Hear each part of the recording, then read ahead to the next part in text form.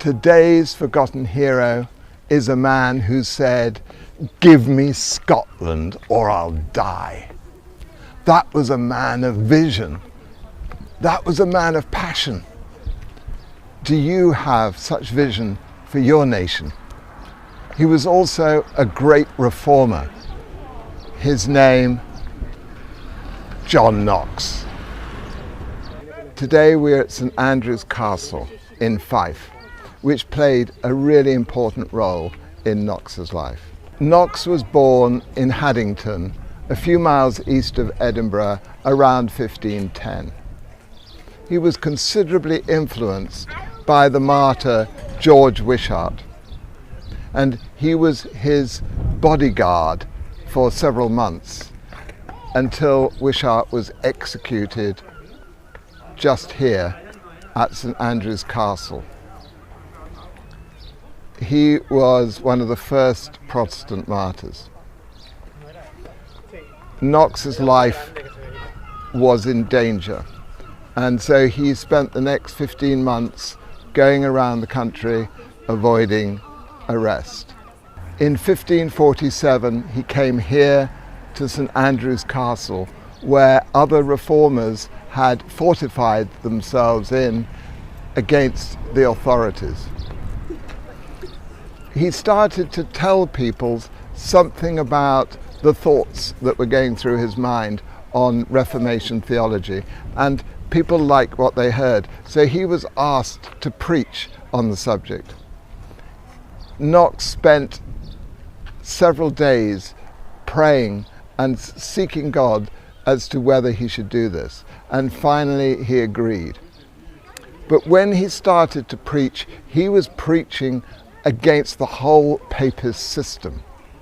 Up to then, reformers had been talking about reforming the Catholic Church, not replacing it. His preaching caused quite a sensation. But then the authorities attacked the castle with the help of a French fleet, and they captured it, killing many of the occupants. And those who survived, including Knox, were made galley slaves. And he was a galley slave for 19 months. After his release, he went to England, and he preached there for the next 5 years until 1554. His preaching was really popular, and England was in the middle of the Reformation. Edward VI was on the throne, and everything was about reform. He was even offered the bishopric of Rochester, which he declined. But then Bloody Mary came to the throne, and Knox felt in danger, so he left for Europe. And he spent 2 years going around France, Germany and Switzerland, meeting many of the reformers from Europe, like Calvin.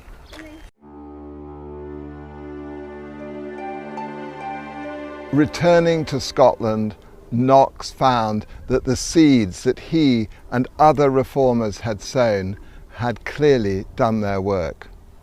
He wrote, "If I had not seen it with my own eyes in my own country, I would not have believed it. The fervency here is more than anywhere I have been."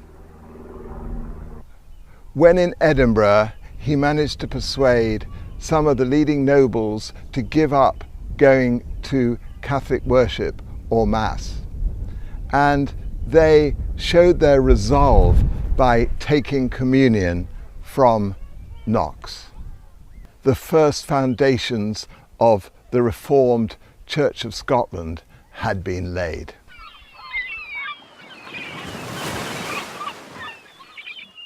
The bishops were angry with Knox, and so he left Scotland again, this time going to Geneva for 4 years.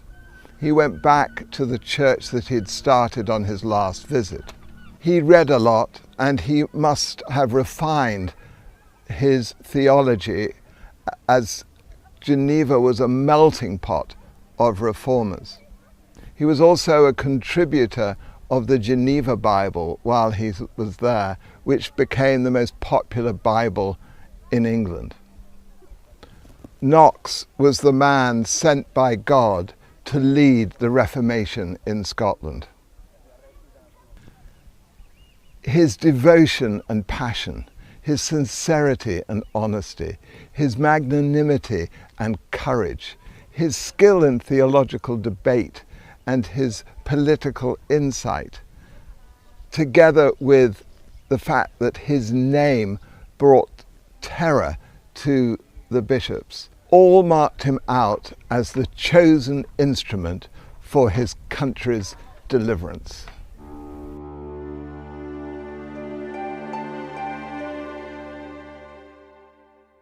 Some of the lords and the merchants and traders were the main supporters of the Reformation. And when Knox returned, the lords decided that they would bring the Reformed Church into every area to which their authority extended, as long as a majority of the people agreed. It was arranged that Knox should go to St Andrews to set up Reformed worship there, but he was threatened by the Archbishop that he would be shot if he did so. However, he came here and he preached 3 times in succession, but not a hand was lifted against him. The magistrates and the people came together and they unanimously agreed to set up Reformed worship in St Andrews.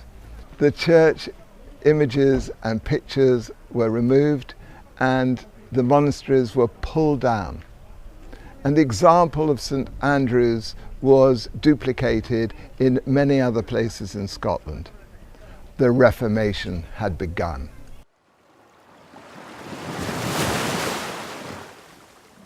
That year was one of incessant Herculean labour for Knox. His days were spent preaching, his nights writing letters all over the country, stirring up the nation. He kept it awake. His voice, like a trumpet, rang across the land, firing up the lukewarm to passion and inspiring the timid to courage. Parliament declared in August 1560 that Protestantism was going to be the faith of Scotland. John Knox made it so, in fact. He died in 1572, but not before he'd set out the structure for the new Reformed Church. Presbyterianism. There were many battles ahead to establish this new faith, but Knox had laid a large part of the foundation stone. What a remarkable man he was. John Knox had a passion and a vision.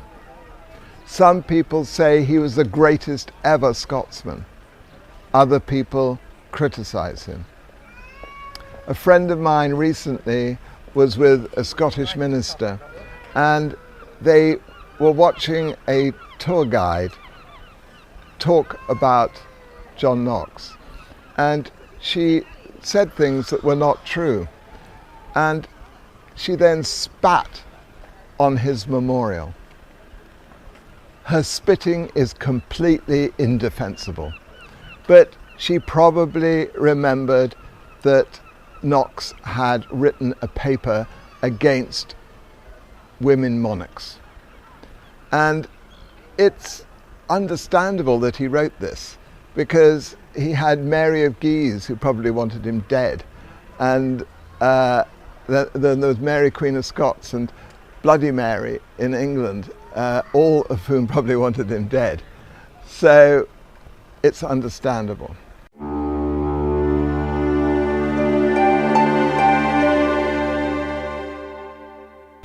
There is a danger in these days of identity politics that people will change history for their own agenda. Just because I'm standing here talking about John Knox or any of my other forgotten heroes, do not automatically think that I'm telling the truth. You must go away and check it for yourself. These days, all media is extremely biased, so never accept anything you hear as truth. God has given us Holy Spirit to help us discern the difference between the truth and a lie. Use him.